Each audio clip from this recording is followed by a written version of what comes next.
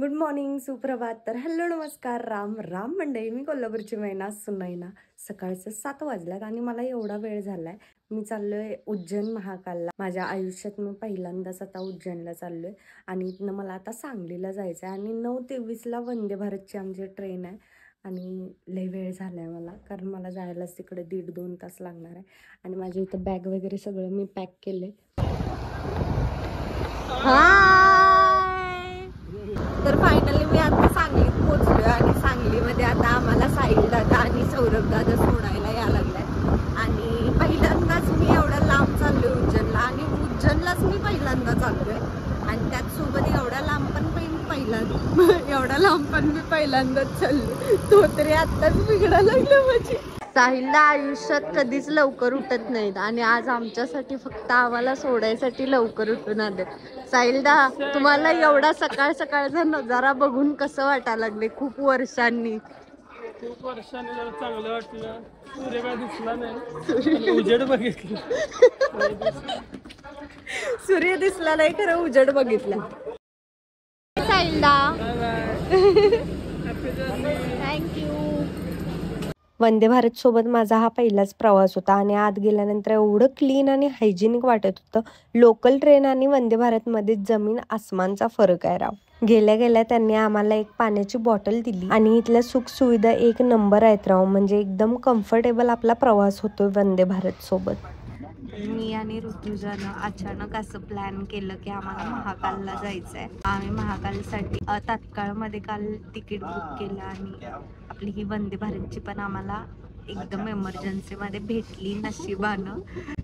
आणि आमच्या दोघींचं फर्स्ट टाइमच आहे. आम्हा दोघींनी पण वंदे भारतनं ट्रॅव्हल करायचं होतं. काय करायचं हे आम्ही तिथं गेल्यानंतर ठरवणार. अशी आम्ही काहीशी ट्रिप आमची प्लॅन केली आहे. अर्धवट ट्रिप ऑन दी स्पॉट सगळं. आणि खरं चाललोय, यायचं माहित नाही. यायचं माहिती नाही, फक्त चाललोय. जायचं आम्ही फिक्स केले. यायचं कसं काय ठरलेलं नाही आज. खरं अचानक ट्रिप सक्सेस होतात त्यामुळं आणि एकदम छान पण जातात त्यामुळं कसं भारी भारी भारी वाटतंय. भेटूया आपण डायरेक्ट आता पुणे जंक्शनला. Bye bye.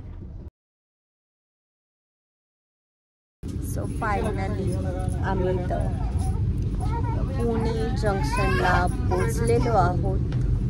ट्रेनमधनं उतरल्या आम्ही पहिला रिक्षा पकडली आणि रिक्षा पकडून पहिला आम्ही जेवायला गेलो. जेवून झाल्यानंतर परत बाहेर येऊन परत रिक्षा पकडली आणि रिक्षा पकडून परत पुणे जंक्शनला गेलो. काय तो प्रवास. त्यानंतर 3:30 वाजता आमची ट्रेन आली आणि ट्रेनमध्ये गेल्या मी पहिला झोपलेलो, कारण लई प्रवासचा कंटाळा आलेला त्यामुळं. आणि उठलो ते डायरेक्ट लोणावळ्यामध्ये उठलो आणि संध्याकाळचा काय हा नजारा बघून एवढं फ्रेश वाटालतं. संध्याकाळचं 5-5:30 वाजलेलं आणि इकडे एवढं जाम धुक्क पडलेलं.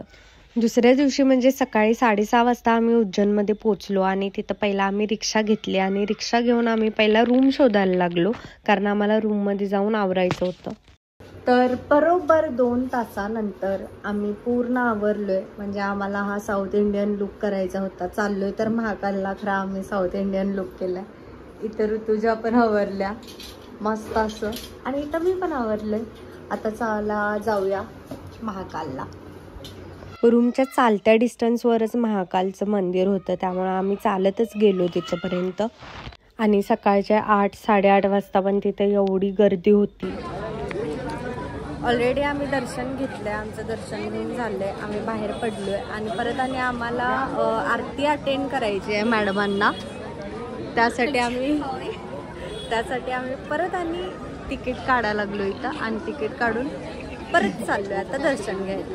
दर्शन घेऊन बाहेर पडल्यानंतर आम्हाला कळालं की 10:30 वाजता आरती आहे आणि आमचं असं झालं की एवढ्या लांब आलोय दर्शन घ्यायसाठी तर आरती करूनच जाऊया. तुम्ही पण जर उज्जैनला जात असाल आणि तिकीट काढून जात असाल तर की नाही 4 नंबरच्या गेटनं कधी पण जावा. 1 नंबरच्या गेटनं जाऊ नका. 4 नंबरच्या गेटनं तुम्हाला डायरेक्ट जवळनं दर्शन होतं.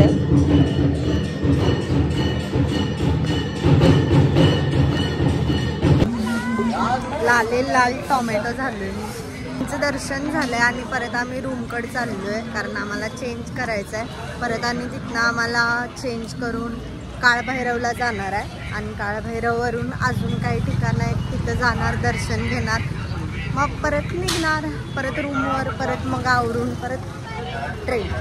आम्ही फ्रेश झालोय. आम्ही आजोबांना आमच्या कपडे वगैरे सगळे चेंज केल्यात आणि आता आम्ही ओपन रिक्षा पकडले इथे आणि त्यांनी एक दिलंय, एक कार्ड आहे, ह्यामध्ये त्यांनी सांगितले नेमकं कुठं कुठं जाणार आहे आम्ही ते. आणि गर्दी एवढी आहे इथं, काल काल काल काल काल एक रिक्षा निघायचा नाव नाही, खरं उगाच रिक्षा घाल घाल घाला लागल्या आपण पुष्पाला. हे बघ, पहिला आम्ही डायरेक्ट काळभैरवला गेलो कारण परत आमची 5:30 वाजता ट्रेन होती, त्यामुळे आम्हाला पटकन काळभैरव आणि महाकाल हे 2 जास्त महत्त्वाचे करायचे होते.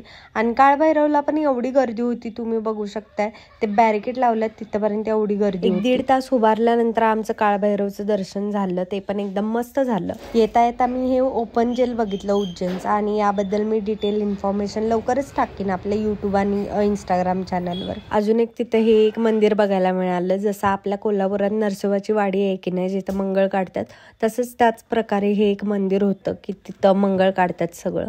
त्या मंदिराच्या बाहेरच की नाही हा एक हत्ती होता आणि त्याच्या पायाला लागलेलं म्हणून त्याला पूर्ण पायाला कव्हर केलेलं. हे सगळं काय पेटा इंडियाला दिसत नाही, फक्त आपल्या कोल्हापूरच्या माधुरी हत्तीचं सगळं दिसतंय आणि त्याच्यावरती हे असं काहीतरी त्यांनी बनवून ठेवलेलं लोकांना बसण्यासाठी.